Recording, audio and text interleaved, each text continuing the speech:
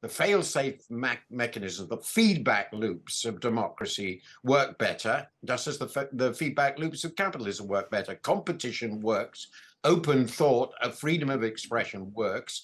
Unless it's Singapore, which is the unique exception, I would always back democracy if we keep it. Democracy is famously the worst form of government apart from all the other ones. Indeed, in his new book, the renowned FT journalist Martin Wolf argues that democracy is in trouble. It's called The Crisis of Democratic Capitalism, and he is with us now. Good morning, Martin. Good morning.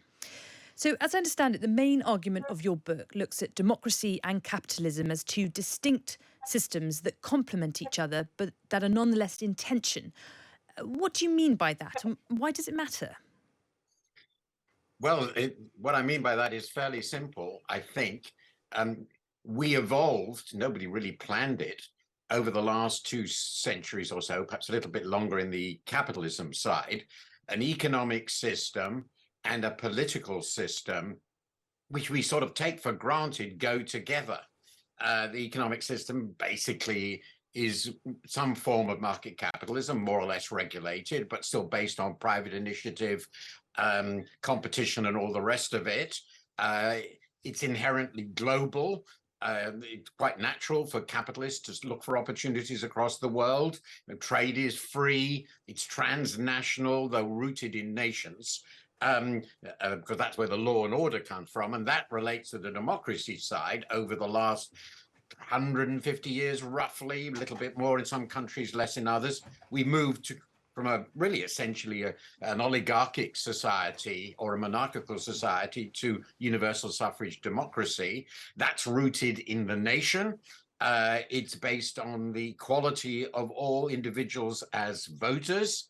And the fundamental point here, where the tension comes off in a way, is you could think of it as a political system which distributes power as widely as possible through the population, but an economic system which naturally and inevitably consolidates economic resources and power in a rather more limited group of people, though they're in competition. So I see these as complementary. I argue at length that democracy and capitalism need one another, but they're in tension because over time there's a risk, very big risk, that capitalism will either fail to generate rising standards of living for most people, in which case they get very disappointed and start looking for some great hero and would-be autocrat to save them, or the plutocrats, as it were, win and the capitalism becomes oligarchic. And I think we've very clearly seen signs of both of these developments in the last 20 or 30 years. Yeah, I mean, you used Donald Trump as an example of the rise of anti-democratic forces in well-established democracies. Is this purely a response to dissatisfaction with the way that capitalism has not led to overall prosperity and has facilitated inequality? Well, absolutely not just.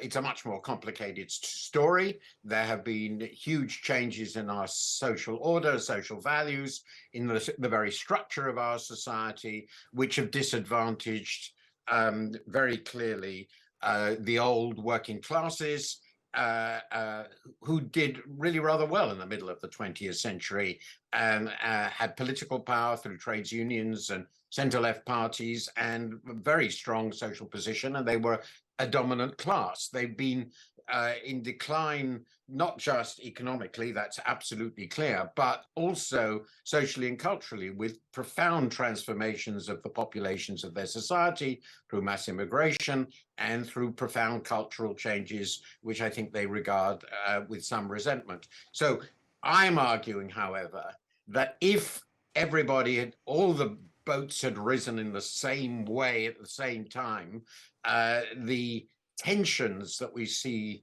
socially and politically would not have arisen to the same degree. The cultural transformations might have created some of the conditions for the explosion, but it's economic forces that triggered really big dissatisfaction.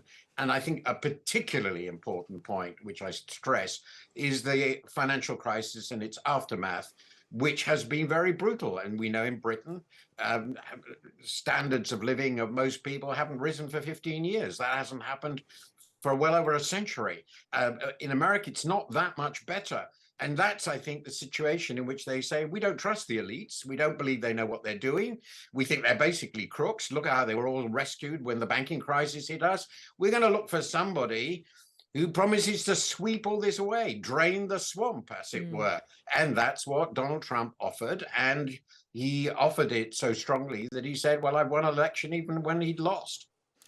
Well, your book is obviously a defence of democracy and capitalism, but I think particularly when it comes to the democracy side, are there lessons that democracies can learn from autocracies, particularly when it comes to maybe long-term planning and development, things that some sort of dictatorships perhaps do well because they aren't in hock to these very short electoral cycles? Well, the interesting point, which I discuss, I distinguish two forms of autocracy. There's the arbitrary despotism of one man. It's always been one man so far, in which there's one individual who controls all power. Power is personalized. Institutions are really stripped bare. Loyalty is personal. It's a crony regime. An extreme version of that is what Putin has created in Russia, but we can see not dissimilar regimes in Turkey now, and in quite a number of other countries. These regimes tend to be governed very, very badly, willfully, inconsistently, arbitrarily, and on the whole work very badly. But it is true, to one's surprise in a way, that over the last 30, 40 years, a system like communist China, which is institutionalized and quite carefully institutionalized, is able to mobilize resources and drive decision-making in one direction very, very successfully. However, I can't go into this in detail now. I think the set of compromises that make the Chinese experiment now are breaking down. Xi is gaining too much power. He is acting against from his point of view, too presumptuous, bold, and independent business elite, and he's frightening the wits out of them. And I think he is depriving the system of the ability to work so well. In the long run, the fail-safe mechanisms, the feedback loops of democracy work better, just as the feedback loops of capitalism work better. Competition works, open thought, freedom of expression works. Unless it's Singapore, which is the unique exception, I would always back democracy if we keep it. Well, lots more to get into there in your book, The Crisis of Democratic Capitalism. Thank you, Martin Wolf.